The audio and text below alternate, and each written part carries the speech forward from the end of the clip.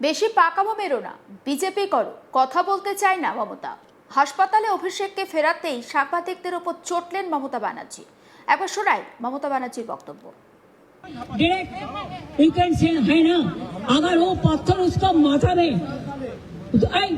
বেশি পাকাও মারবে না, বিজেপি করো কি? আমি গদি মিডিয়ার সাথে কথা বলতে চাই না। বেশি পাকাও মারবে না, বিজেপি করো কি? আমি গদি মিডিয়ার সাথে কথা বলতে চাই না। বেশি পাকাও মারবে না, বিজেপি করো কি? আমি গদি মিডিয়ার সাথে কথা বলতে চাই না। প্লিজ মনে রাখবেন। 4 মে ভোটের ফলাফলে ব্যাপক জনাদেশ পেয়ে বাংলায় সরকার গড়েছে বিজেপি। তারপর কেটে গিয়েছে প্রায় 1 মাস, কিন্তু রাজ্যে রাজনৈতিক ঝড় তো থামছেই না। শনিবারই সোনারপুরে গিয়ে হামলার মুখে পড়লেন অভিষেক ব্যানার্জি। অভিষেককে রীতিমতো মারধরের পাশাপাশি তাকে লক্ষ্য করে পাথর আর ডিম ছোড়া হয়, যা কার্যত ক্যামেরাবন্দি হয়েছে। আর ভিডিওতে দেখা যায় উত্তেজিত জনতা অভিষেক ব্যানার্জিকে ঘিরে টানা হাঁচড়া করে। এই ঘটনার পর অভিষেককে হাসপাতালে ভর্তি করা হলে ছুটে যান মমতা ব্যানার্জি। মমতা বলেন, কোনো ক্রমে হেলমেট পরিয়ে অভিষেককে বার করে আনা হয়েছে। মানুষের আশীর্বাদে আর শুভ কামনায় ও বেঁচে আছে। সারা গায়ে তার চাকা চাকা রক্তের দাগ, যেভাবে পাথর ছোড়া হয়েছে তাতে স্পষ্ট ও ডেড হতে পারত যদি না স্থানীয়রা ওকে হেলমেট দিতেন। ওর বুকের চারপাশেও রক্তের দাগ জমে আছে। সোনারপুরে ঘটনাস্থল থেকে সরাসরি অভিষেককে নিয়ে যাওয়া হয় বাইপাসের ধারের একটি হাসপাতালে, কিন্তু সেখানে চিকিৎসা হয়নি তৃণমূলের সর্বভারতীয় সাধারণ সম্পাদকের। তড়িঘড়ি তাকে নিয়ে যাওয়া হয় অন্য একটি হাসপাতালে। সেখানে চিকিৎসা করার পর অবস্থা গুরুতর নয় বলে জানিয়ে বাড়িতে ফেরত পাঠানো হয় অভিষেককে। আর এই নিয়ে সরব হয়েছেন মমতা। খবর পেয়ে ঘটনাস্থলে তিনি ছুটে আসেন, আর সেখানেই সাংবাদিকদের মুখোমুখি হয়ে তিনি বলছেন, এই সময় পিছন থেকে একজন কিছু বলতেই হঠাৎ করে মেজাজ হারান মমতা ব্যানার্জি। তিনি পিছনে ঘুরে বলেন, বেশি পাকামো বেরো না, বিজেপি করো, কথা বলতে চাই না। একবার শোনাবো মমতা ব্যানার্জির সেই বক্তব্য। डायरेक्ट यू कैन से है ना, अगर वो पत्थर उसका माथा में বেশি পাকাও মারবে না, বিজেপি করো কি? আমি গদি মিডিয়ার সাথে কথা বলতে চাই না। বেশি পাকাও মারবে না, বিজেপি করো কি? আমি গদি মিডিয়ার সাথে কথা বলতে চাই না। বেশি পাকাও মারবে না, বিজেপি করো কি? আমি গদি মিডিয়ার সাথে কথা বলতে চাই না। প্লিজ মনে রাখবেন। মমতা ব্যানার্জির এইভাবে সাংবাদিকদের ওপর রেগে যাওয়ার ঘটনায় সমালোচনা শুরু হয়েছে। সাংবাদিকদের মুখোমুখি হয়ে তিনি বলেন, আমি যখন হাসপাতালে বসেছিলাম তখনই চিকিৎসকদের কাছে থ্রেট ফোন কল এসেছিল।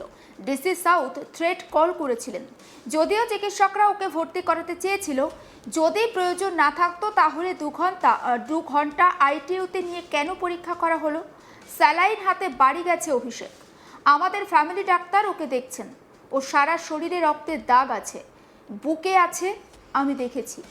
ওর হাতে পায়ে ব্যথা, বমি পাচ্ছিল, ওর মাথা ঘুরছিল, প্রেশার ওঠানামা করছিল। এই অবস্থায় ডাক্তাররা ওকে ছাড়তে চাননি, কিন্তু তারা বাধ্য হয়েছেন, কারণ না হলে তাদের চাকরি কেড়ে নেওয়া হবে বলে হুমকি দেওয়া হয়েছে।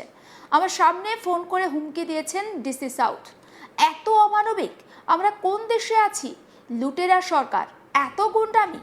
মানুষের আশীর্বাদের আর শুভ কামনায় ও বেঁচে গেছে। মমতা ব্যানার্জি স্বাভাবিকভাবেই রীতিমতো ক্ষোভ উগরে দেন। এ প্রসঙ্গে শোনাই মমতা ব্যানার্জির বক্তব্য।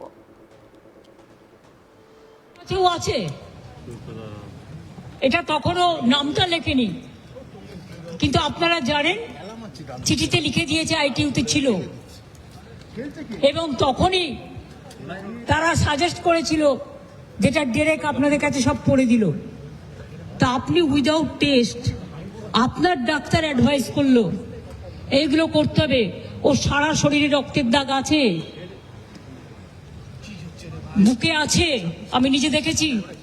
আমি যখন অ্যাপোলেও গিয়েছিলাম, হাত পায়ে আছে, গা বমি করছে, মাথা ঘুরছে, প্রেশার ফ্ল্যাকচুয়েট করছে।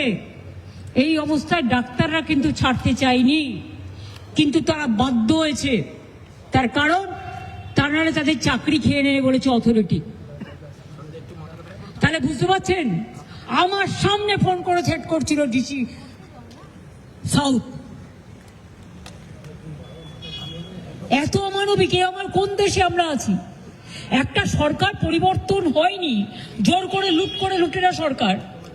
এত গুন্ডামি, এত গদ্দারি, এমনকি অমানবিক ভাবে যদি কেউ হসপিটালে ভর্তি হয় তাহলেও তাকে ট্রিটমেন্ট করা যাবে না।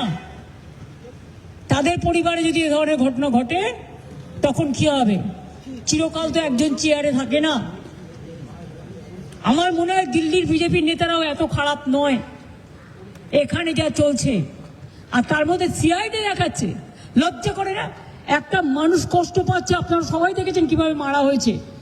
আর যে পাথরটা ছবি আমাদের কাছে এসছে, যদি ছুটতো আর ওই লোকাল ছেলেরা যদি একটা হেলমেট না দিত ওর মাথায়, তাহলে স্পট ডেথ হয়ে যেত। আর সেখানে মজা করছে, চ্যাংড়ামো হচ্ছে। কিসের সিআইডি? কোন পলিটিক্যাল পার্টি লেজিসলেচার মিটিং এ ফরওয়ার্ড করেছে, পার্টি সেটাকে বলেছে, পিকারি বলে দিয়েছে লোকসভা ওদের অ্যাসেম্বলি থেকে, যে পার্টিকে দিয়ে এন্ডোর্স করে নিয়ে আসুন। তাই ও একটা ফরওয়ার্ডিং লেটার করেছে। আজকে আমার বাড়িতে গেছিল সিআইডি নোটিশ টাঙাতে। এই সিআইডিকে আমি দেখেছি কাওয়ার্ডের মতো ঘুরে বেড়াতো।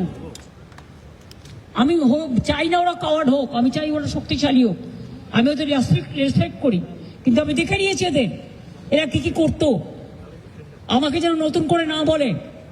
তারপর অভিষেকের বাড়িতে গেছে, ও ছিল না, ও তখন বেলেঘাটায় ছিল, আপনারা জানেন না, যে প্রোগ্রাম ছিল। তারপরে সোনারপুরে গিয়ে ঘটনা ঘটেছে।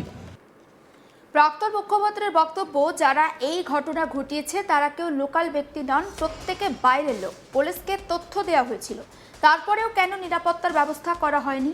এর থেকে লজ্জাজনক ঘটনা আর কিছু হতে পারে না। এই প্রসঙ্গে মমতা ব্যানার্জির বক্তব্য শুনুন।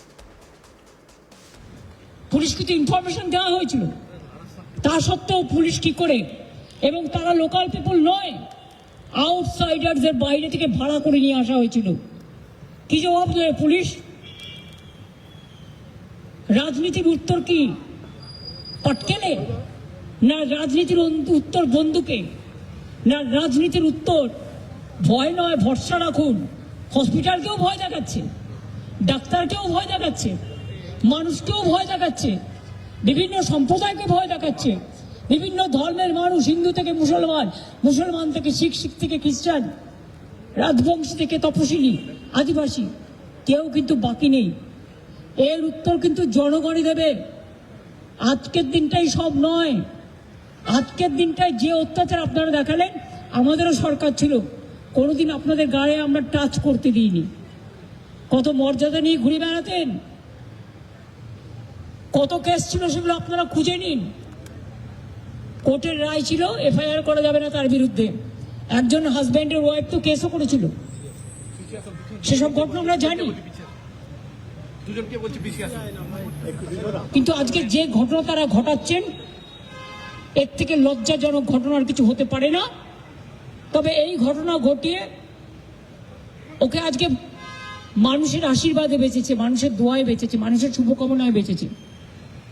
আমি বিশ্বাস করি আগামীকাল থেকে আমাদের ছেলেমেয়েরা, কর্মীরা, তারা নিজেরা রাস্তায় তাদের কর্মসূচি নেবেন। আর আমিও 2 তারিখ থেকে আমার কর্মসূচি শুরু করছি রানী রাসমণি রোড থেকে। সমস্ত আপডেট পৌঁছে দেবো আপনাদের কাছে, নজর রাখুন। আজ তাক বাংলায় সাবস্ক্রাইব করতে ভুলবেন না।